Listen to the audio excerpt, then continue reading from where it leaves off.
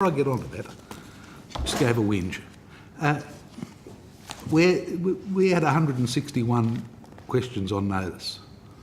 I think that's right.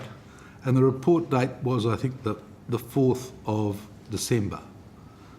And as at the 4th of February, of the 161 questions on notice, we'd failed to receive answers to 161 of them. That's almost all of them. That is absolutely all of them, Senator Williams, just spotted it. What is the problem with getting answers to questions on notice, Mr Murdoch?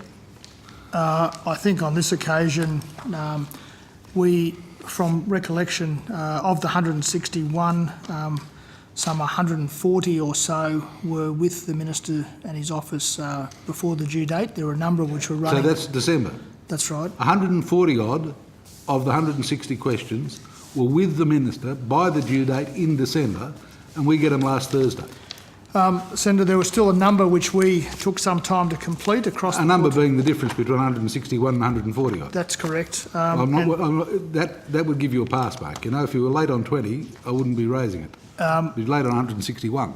The essence is that with the Christmas New Year period and the delay at our end, they weren't cleared by the Minister till quite recently. Right. So just to make it absolutely clear, the full blame for 140 odd of these answers lies with the Minister's office. Well, some of them were returned to the department for amendments and changes to the answers. I'll get that information for you.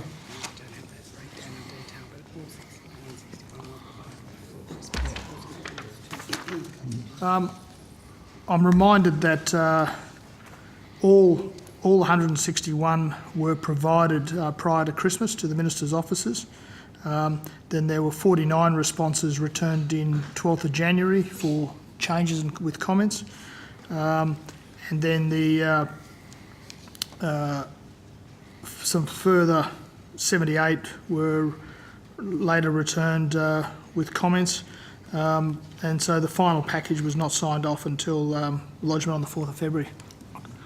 I don't know the view of the Chair on this matter, but for my part, I'd be happy to take such answers as are available as early as possible, rather than wait till they're all answered and get them 2 months later, Chair.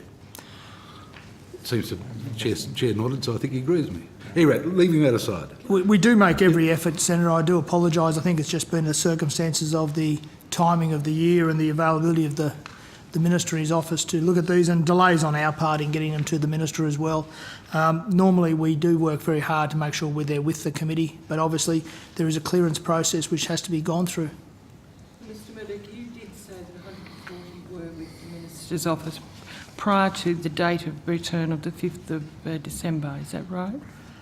That's correct. 27, 37. So, I mean, I think you taking the blame for your department is, I think you're being very generous there. Well, as I said, we need these answers so we can prepare properly for estimates.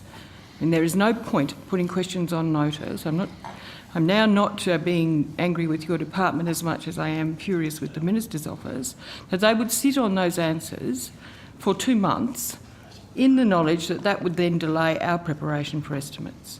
I mean, this is a part of the Senate process that is regarded internationally as exemplary, but when ministers do not provide answers in the timely way, that means that our ability to do our job properly is limited. So I wonder if it would be possible for this conversation to be relayed to the Minister's office so that this doesn't happen again. certainly. I agree wholeheartedly. I remember having this conversation in 2011 and 12. I remember it in 2005, 6, 7. Yeah. So come on. Sorry, if the Minister's office has received this by the 5th of December... I'm happy to convey the conversation, Senator, but I was thinking exactly the same as Senator Edwards, where on a number of occasions we did not receive any answers at all from Minister Albanese when he was in the portfolio. So if you want to express outrage, that's fine, and I agree with you, Senator Stirl. Doesn't make it right on either side, but no excuses. let's be clear that it's not just one side of the coin that has issues here.